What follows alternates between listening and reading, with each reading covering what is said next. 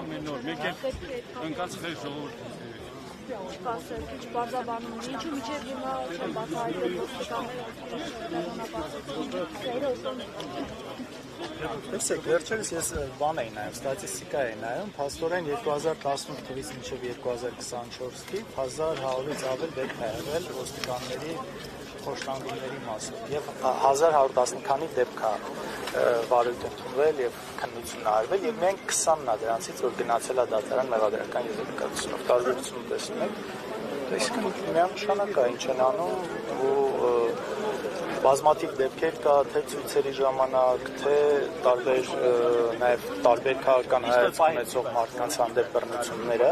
հիմա երևի այնտեղ Վանաձորում էլ ոստիկանները տեսել են ասել են եթե պատգամավոր Աշոտ Սիմոնյանի նկատմամբ նման բռնություն ալնում հետևանք չի լինում ոստիկանների նկատմամբ եթե իմ հետ կապված լինում է այդ բռնությունը տեսախցիկների առաջ բոլորը տեսնում են մեկ այդ ոստիկանների հանդեպ ոչ մի գործողություն չի արվում մնացած շատ ու շատ մյուս դեպքերով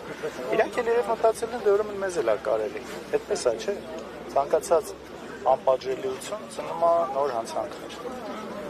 այստեղ գործեր կա որ տարիներով նման գործեր